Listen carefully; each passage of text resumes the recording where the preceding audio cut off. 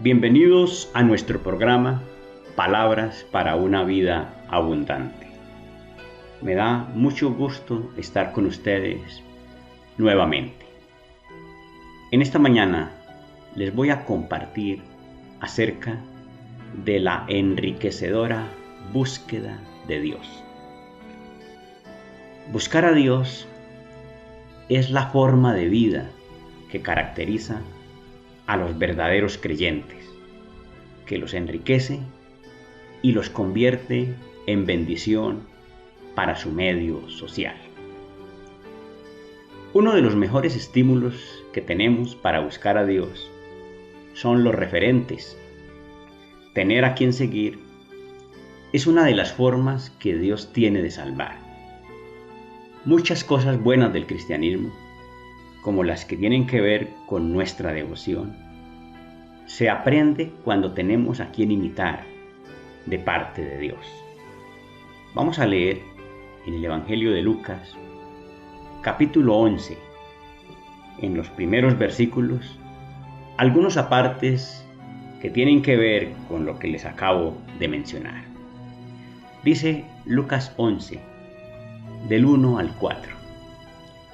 Aconteció que estaba Jesús orando en un lugar, y cuando terminó, uno de sus discípulos le dijo: Señor, enséñanos a orar como también Juan enseñó a sus discípulos. Es llamativo poder ver a través de este evangelio cómo el evangelista nos presenta que el ejemplo de Jesús es el principal motivador para que sus discípulos quieran imitarlo y se vean motivados a consultarle, dejándonos ver esto, que cuando nosotros tenemos personas ejemplares en la congregación, esas personas siempre las vamos a ver como referentes y las vamos a tratar de imitar y nos vamos a animar a consultarlas, porque las vamos a ver como que son personas que tienen autoridad para hablar precisamente del tema del que nosotros nos interesamos cuando las vemos comprometidos o comprometidas de esa forma. Es el caso de Jesús, que es una persona con una gran disciplina en la oración, y uno de sus discípulos, al observarlo, entiende que él también tiene que hacer lo mismo. No solamente lo tiene que imitar, sino que lo ve como la persona válida para consultarle. Así que la respuesta de Jesús a partir del verso 2 es muy interesante. Dice que Jesús les dijo: cuando oréis, decid: Padre nuestro que estás en los cielos, santificado sea tu nombre. Venga tu reino. Hágase tu voluntad como en el cielo, así también en la tierra. El pan nuestro de cada día, dánoslo hoy. Y perdónanos nuestros pecados, porque también nosotros perdonamos a todos los que nos deben, y no nos metas en tentación, mas líbranos del mal. Al ser consultado Jesús, entonces, Jesús les plantea la oración básica de iniciación de la fe cristiana. Una oración corta pero consistente, que muestra los aspectos básicos que debe contener una oración. De manera que Jesús se convierte en el referente que los guía y en el modelo que ellos tienen para imitar y para consultar, y en este caso particularmente sobre la devoción. Sin embargo, la respuesta de Jesús no se quedó allí, ¿sí? Es decir, ellos lo ven válido, lo ven como el modelo a seguir, ellos saben que lo deben imitar y por eso lo consultan, y aprovechando la oportunidad que le da la consulta de sus discípulos, entonces Jesús le responde lo que ellos están pidiendo, pero les da algo más. Y entonces, a partir del versículo 5, dice, les dijo también, ¿quién de vosotros que tenga un amigo va a él a medianoche y le dice, amigo, préstame 3 panes, porque un amigo mío ha venido a mí de viaje y no tengo que ponerle delante? Y aquel respondiendo desde adentro le dice, no me molestes, la puerta ya está cerrada y mis niños están conmigo en cama. No puedo levantarme y dártelos. Os digo que aunque no se levante a dárselos por ser su amigo, sin embargo por su importunidad, se levantará y le dará todo lo que necesite. Y yo os digo, pedid y se os dará, buscad y hallaréis, llamad y se os abrirá. Porque todo aquel que pide recibe, y el que busca halla, y al que llama se le abrirá. Teniendo en cuenta esa parte, podría decirles que buscar a Dios es una filosofía de la vida poderosamente eficaz en la salud humana. Y esto que nos dice este texto nos va dejando ver algo muy importantísimo, que la eficacia de la oración depende del espíritu que la mueve. Y el espíritu de la oración cristiana es la búsqueda de Dios. Y quien busca realmente a Dios siempre lo encuentra.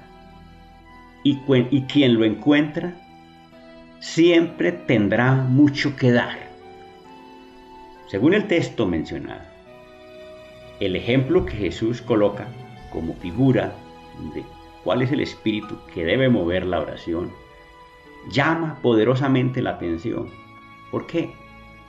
Porque según el ejemplo se está hablando de alguien que es capaz de importunar a otro amigo a medianoche, y lo importuna por una necesidad, y necesita que ese amigo le preste algo de comer porque a él le ha llegado otro amigo de viaje y no tiene nada que ponerle delante. Entendamos que dentro de la cultura hebrea, una de las características más admirables de ellos era la hospitalidad. Y la hospitalidad tenía una importancia muy grande para ellos. Atender a alguien para ellos era supremamente importante, atenderlo bien.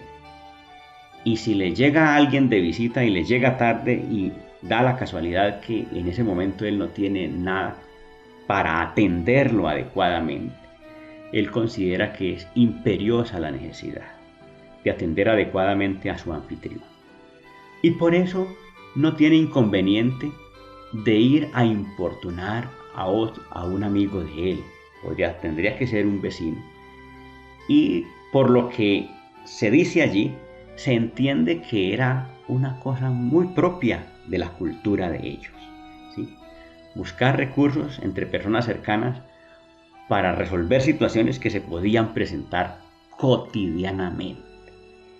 Y entonces, en esas circunstancias, ¿para qué son los amigos? Para que lo ayuden a resolver situaciones de gran necesidad. Y en este caso no es la necesidad propia, es la necesidad de alguien que le llegó a la casa.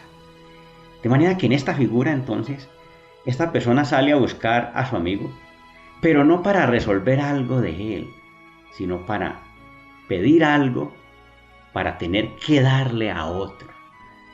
Y eso va configurando la condición de la oración cristiana. Porque cuando uno busca a Dios, realmente la búsqueda de Dios lo puede llenar a uno de recursos maravillosos para servirle a los demás. Y la motivación fundamental de la búsqueda de Dios es que Dios nos va a llenar, nos va a proveer, nos va a dar abundantemente condiciones, pero son condiciones que no se van a quedar para nuestro provecho personal y egoísta, sino que van a llegar, pero la finalidad es no solamente abastecer mi necesidad personal, sino que yo pueda compartir lo que tengo con tantas personas que a mi alrededor están, como es el entorno social en el que me ha correspondido vivir. En esas condiciones, entonces, Jesús dice: os digo que aunque no se levante a dárselos por ser su amigo, sin embargo, por su importunidad se levantará y le dará todo lo que necesite.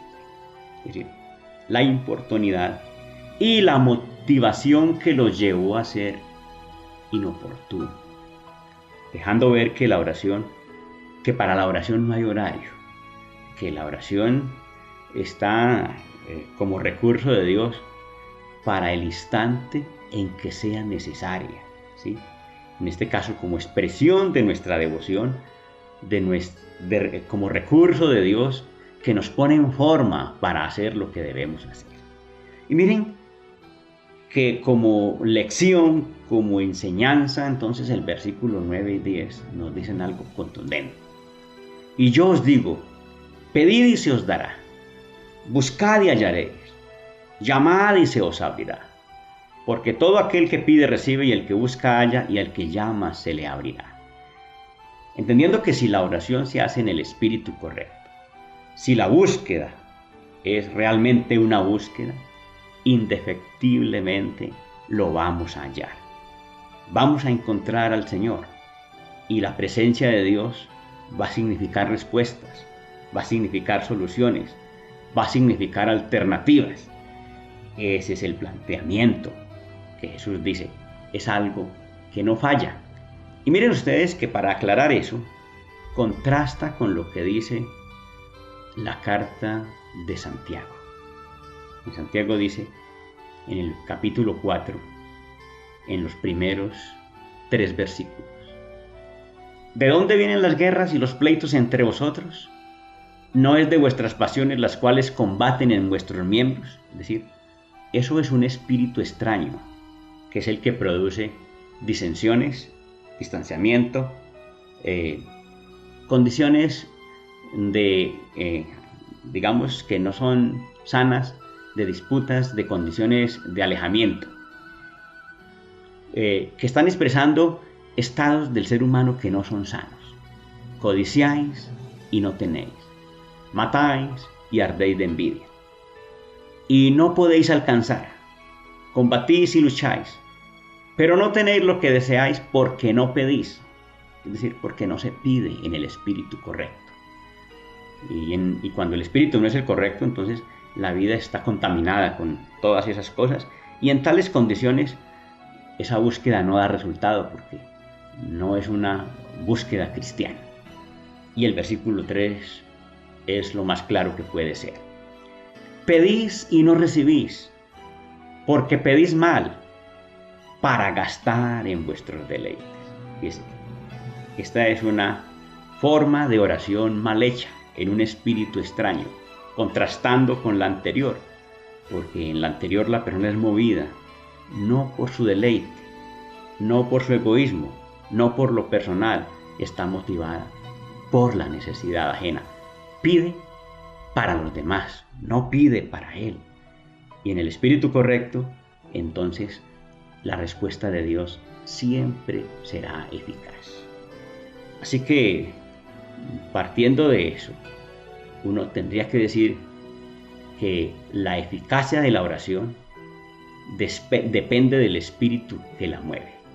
Y en esa forma, el espíritu de la oración cristiana, como búsqueda de Dios, hace que la respuesta sea algo que siempre se va a encontrar. Quien encuentra a Dios siempre tendrá mucho que dar.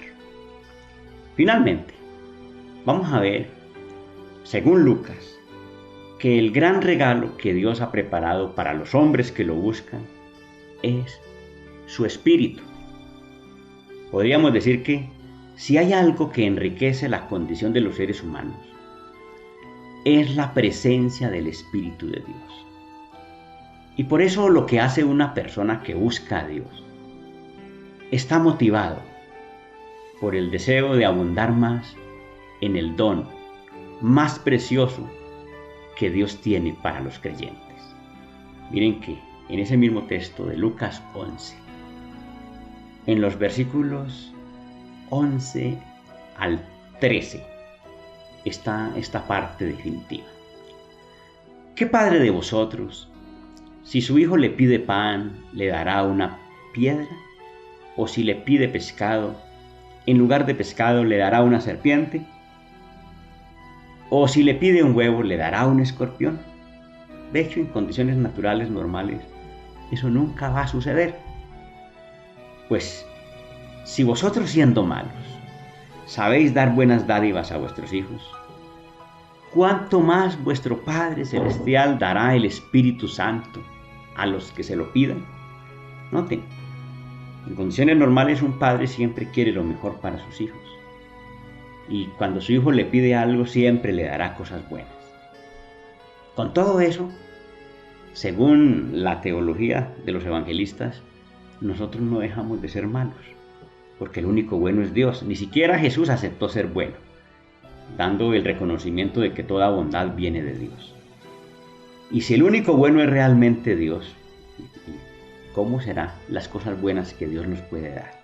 Si siendo nosotros malos damos cosas buenas a nuestros hijos, ¿cuántas cosas buenas tiene Dios para los seres humanos? Así lo plantean los otros evangelistas sinópticos. ¿Cuánto más vuestro Padre Celestial dará cosas buenas a vosotros? Miren que, pero Lucas lo especifica. Lucas dice, el Espíritu Santo a los que se lo pidan. Como dando a entender que hablando de cosas buenas no puede haber algo más grande, algo más bueno para el hombre que tener el Espíritu de Dios en su vida. Llama poderosamente eso la atención, porque de alguna manera nos está dejando ver que de todas las cosas que nosotros podemos buscar en esta vida, nada se compara con el don, con el maravilloso don que es parte de la gran promesa del Señor.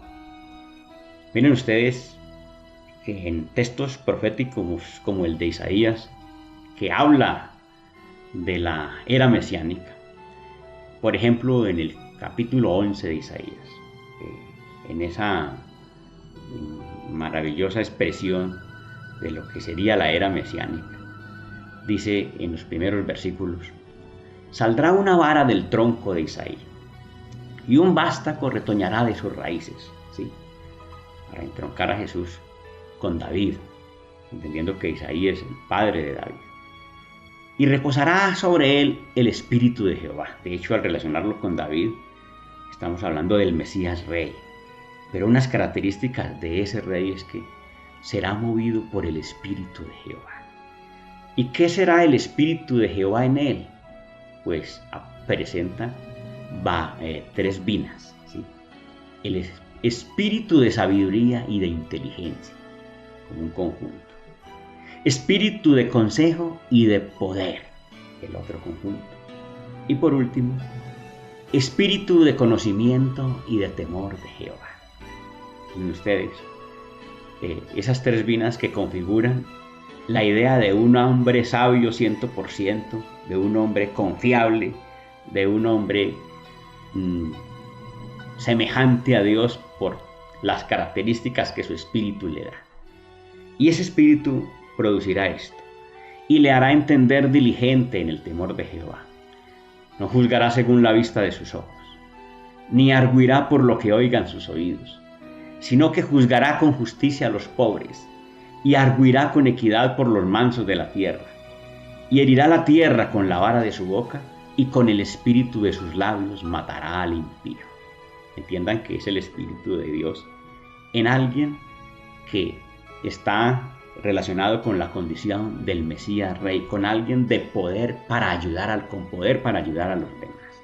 De hecho, en esas condiciones, entonces el Espíritu de Dios en el ser humano da poder para servir, para juzgar sabiamente, para actuar con sabiduría, para hacer muchas cosas buenas por nuestro entorno. Y será la justicia cinto de sus lomos y la fidelidad ceñidor de su cintura. Y presenta ahora una utopía desde el punto de vista común, pero una realidad que se da en la condición interior de las personas porque es lo que se configura a través de esta forma de presentación. Dice, morará el lobo con el cordero y el leopardo con el cabrito se acostará, el becerro y el león y la bestia doméstica andarán juntos y un niño los pastoreará.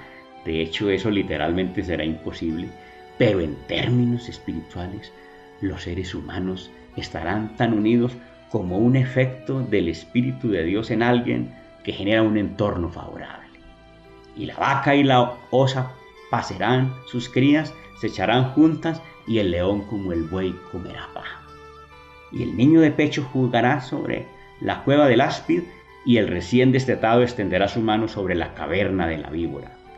No harán mal ni dañarán en todo mi santo monte, porque la tierra será llena del conocimiento de Jehová, como las aguas cubren el mar.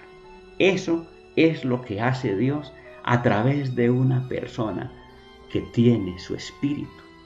De manera que si nosotros entendemos bien el espíritu de la oración y buscamos a través de la oración lo que debemos buscar, que es a Dios mismo, Dios nos enriquecerá enormemente y nos capacitará para hacer muchas cosas buenas en nuestro entorno social. En términos espirituales, las personas más ricas son las que buscan a Dios, toda vez que la presencia del Espíritu de Dios en ellas las convierte en fuente superabundante de los bienes celestiales para la salvación de la humanidad. Oremos. Dios de los cielos, te damos gracias en esta mañana por la gran oportunidad que nos has dado de enfrentarnos a tu palabra y recibir a través de ella el alimento que nuestra alma necesita, por ser eficaz y oportuno a la necesidad de nuestro corazón.